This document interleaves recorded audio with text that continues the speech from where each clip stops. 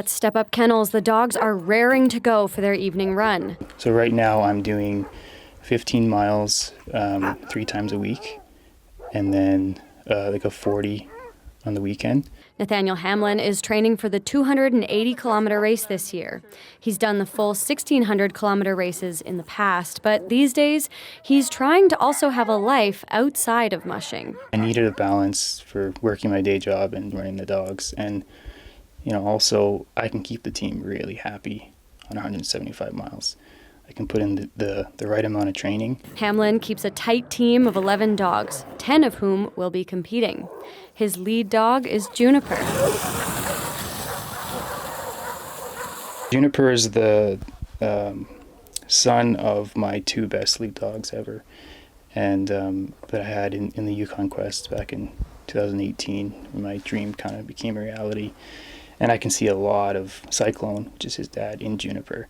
And it's really fun. It's really fun to kind of see the behaviors passed down, and to, Cyclone's unfortunately gone now, but I can kind of see his spirit through Juniper.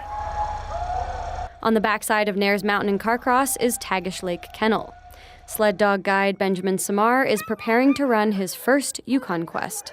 He warmed up 2 weeks ago with a race in Alaska. It's a really good way to just go into a new trail and have access to it with checkpoint and vet and support along the trail. If I want to do that trail on my own, would be really complicated to put a 300-mile trail somewhere in Alaska. He's running the quest alongside his mentor, Michelle Phillips. She asked me to train with her and do the B team, and I'm really glad she put her trust into me to do that. So take the opportunity to try racing.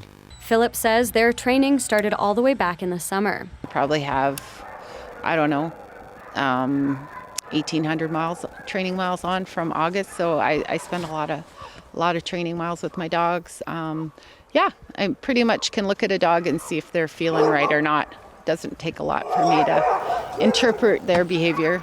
This will be Phillips' 10th Yukon Quest. Despite the route being shortened and moved this year, she's grateful it's been kept alive. But she says in the future, she'd like to see it restored to its former glory. There's just so much history on that trail, and it's just so nice to visit it and think about the people who are out there and all the dogs and the animals. All the competitors will meet at Shipyards Park in Whitehorse on Saturday for the ceremonial start.